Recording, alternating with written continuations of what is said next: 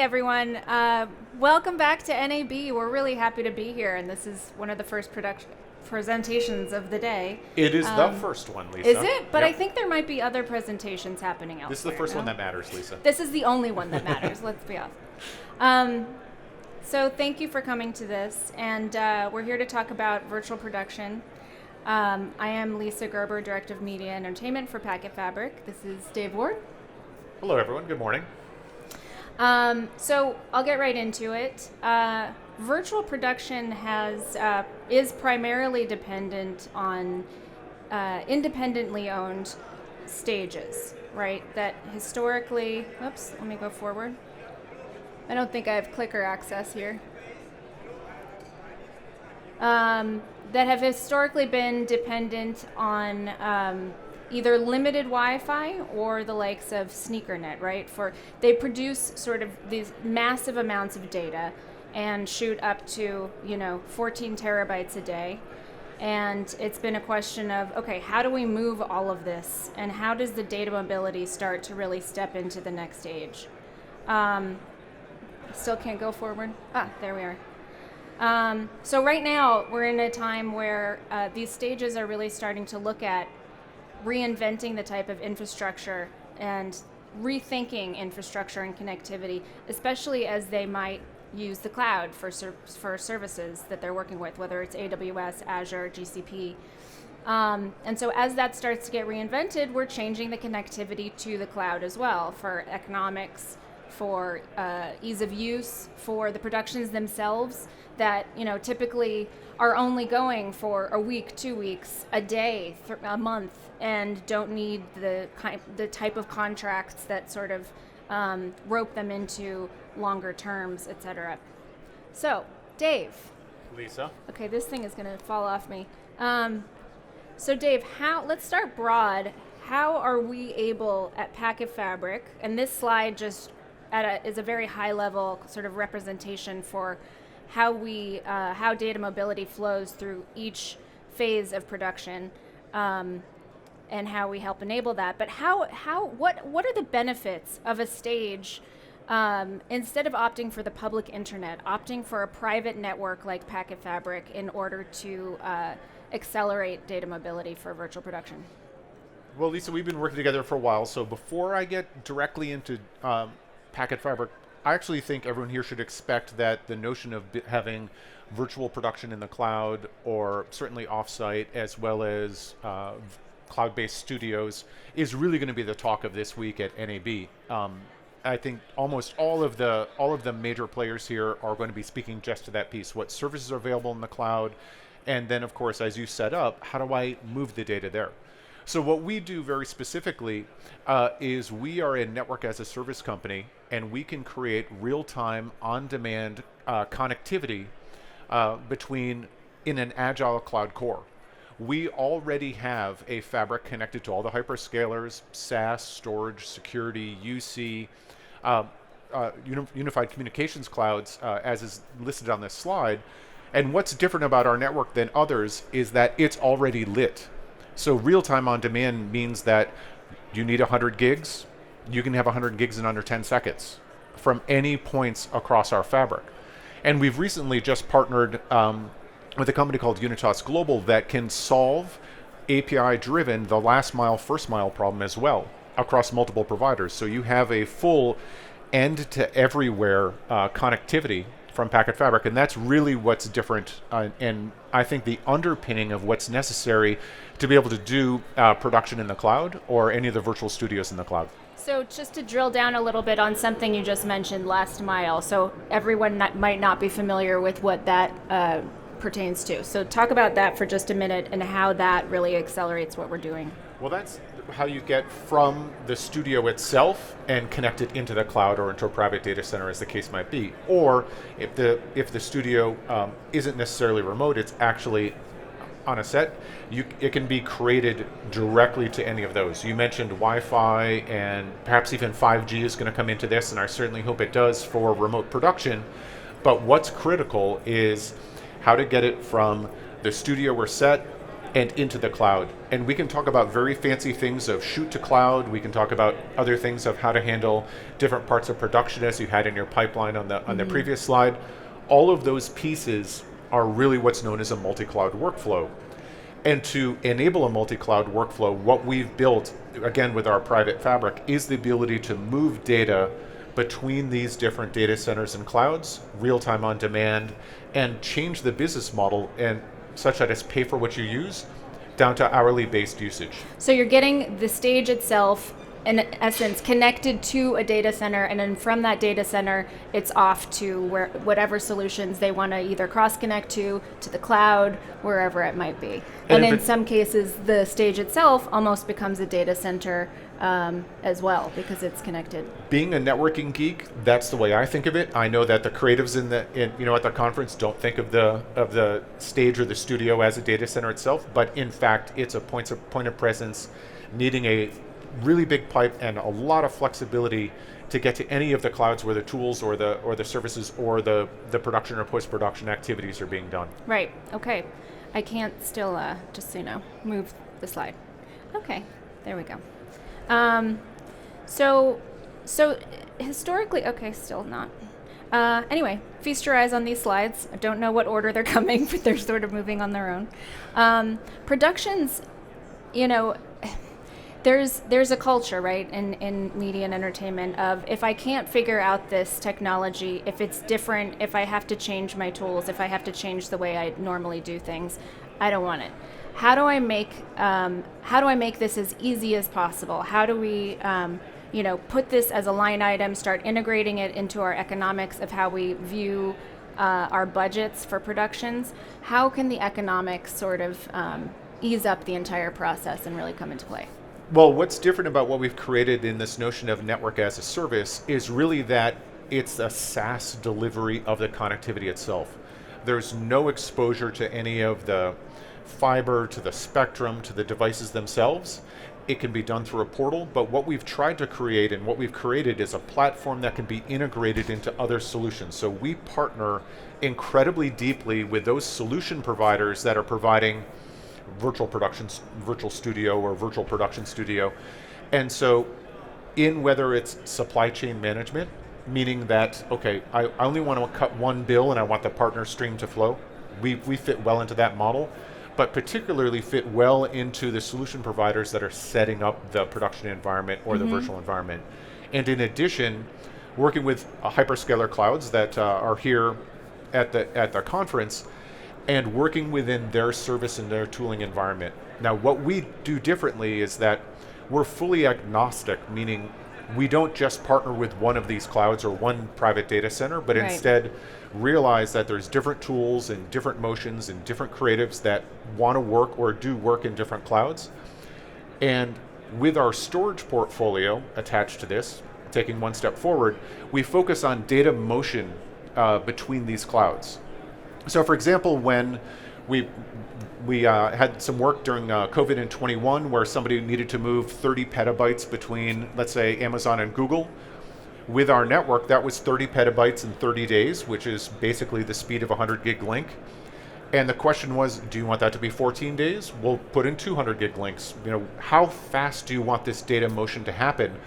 So even though 14 terabytes, like you set up earlier, of how much is being captured on a set seems like a big number, we're now to the point it's how do you want to move that data, how seamlessly do you want to move it, and how fast do you want to move it to minimize any downtime, minimize the sneaker net, minimize hard drives and suitcases or snowballs or whatever the case might be.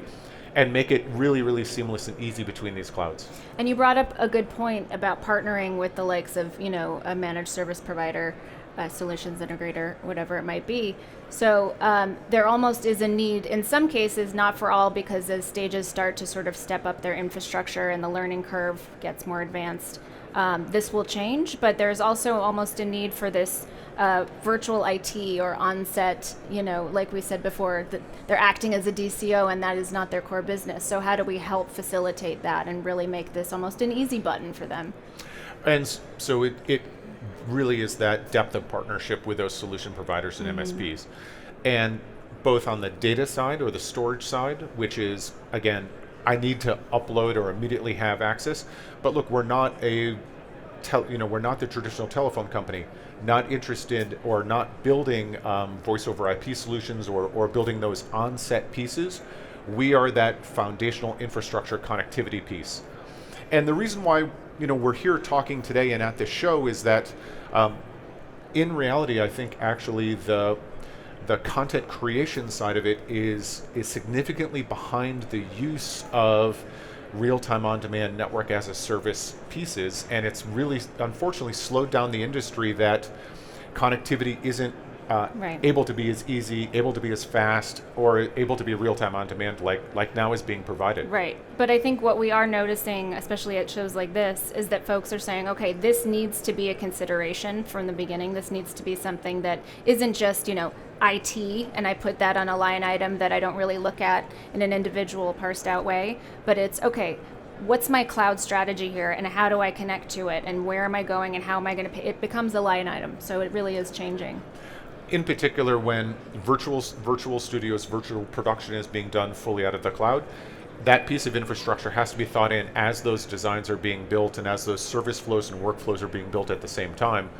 And now that it's fully programmable from PacketFabric, those workflows can be directly met with a connectivity and performance that's necessary. So one of the, let's say I'm the studio or I'm the stage, and that sounds great to me. Everything you said, the economics, the ease of use, that's all sounding really good. But I know that my hiring studio is concerned about security. So I'll just drop that bomb right there. Yeah, just security. So what's interesting about that is, and it's been discussed in the industry so much, is it security around the assets? Is it security around the workflow? There's so many different pieces to creating a secure solution, and we've spoken at several conferences recently with Mesa on how to create a secure infrastructure, and without a doubt, connectivity is a piece of that. Can the paths and the connectivity be secure, and can the storage be secure as the frames or the files are being moved? That's what we build at PacketFabric. In addition, as the artists, which potentially are anywhere around the globe, we can make sure that the data is only accessible at certain locations in certain places within our infrastructure. And then towards that end, those secure pieces become hypercritical in exactly what we're trying to deliver. Mm-hmm.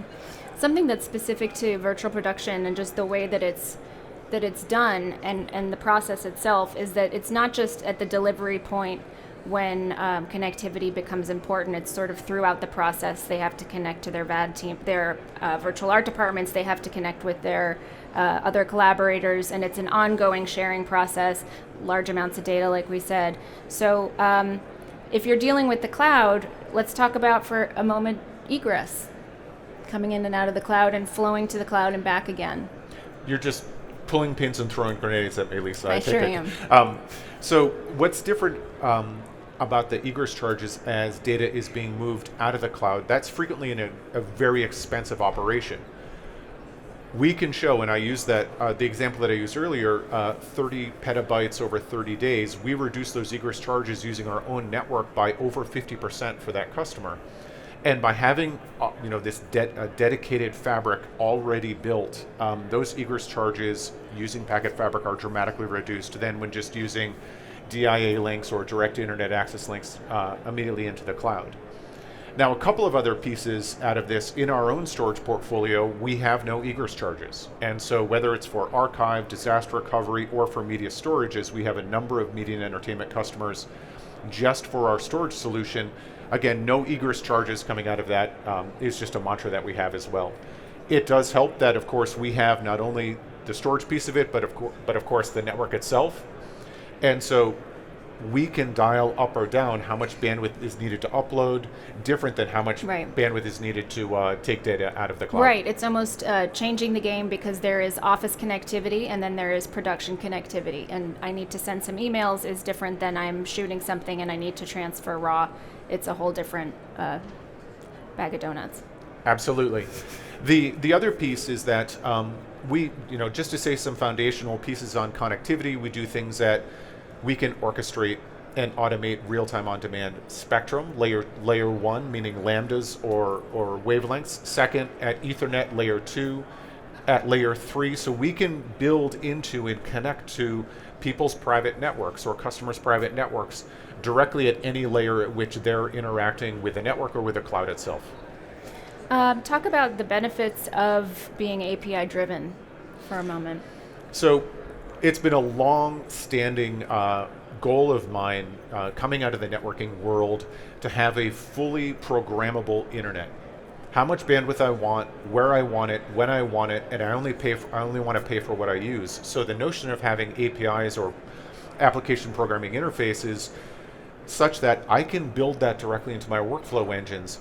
So bandwidth is moving up and down exactly as an artist or in that production workflow is happening. No longer is it just, I've got to buy internet at a huge, in a big pipe for 365 days or for long terms. That is a model that I fundamentally wanted to change when building PacketFabric as a company. So just to break it down, I'm on a stage, I want to establish a connection. I have the ability to spin up an on-demand connection for a week, spin it back down again. Let's say I want 100 gigs, then I want 10 gigs. This is all sort of elastic, as they say. From under 1 gig down to 50 megabits, all the way up to multiple hundreds of gigs, real-time on demand in under 10 seconds. Plus internet access. Plus internet, as well as being able to transit over other networks, solving the first mile, last mile problem, really trying to fundamentally move the delivery of connectivity services and internet services to be real-time on demand and down to the hour-based billing. And this is not a version of a VPN. This is not that. Nope, it's a private, secure internet, not an overlay, not across the big bad internet, not at unconstrained. No, we provide service level agreements, latency guarantees, jitter guarantees, bandwidth guarantees for all of these particular pieces. So, 2 minutes, okay. So I know that you guys aren't mic'd, but does anybody have any questions you want to just sort of holler out that we can see if we can take? Anything about us as a company? We were founded when, 6 years ago? Just about 6 years ago. We're now connected into and partner with over 30 data center operators. We have over 500 cloud links to different regions and different hyperscaler and different clouds around the world. We partner with over 30 private data center operators. Without a doubt, it's a big vision, but the vision is not only to have an agile cloud core for this full transformation and disruption of this industry as well as enterprises in general, but also one that you and I both have been focusing on the media and entertainment industry for broadcasting, for long format, for both moving the data into the cloud, but also getting back out to CDNs, and we partner deeply with CDNs. And so the goal has been for a long time that we've spoken at NAB now for many years, trying to get a programmatic connectivity service for glass to glass. Yep. And that's definitely the goal that we have. And now working with independent stages to talk to us about what those studios are, who the folks are that we're working with in M&E. Feel free to reach out anytime. We are around here till Wednesday. Thank you guys for coming. Thank you. PacketFabric.com. Yes.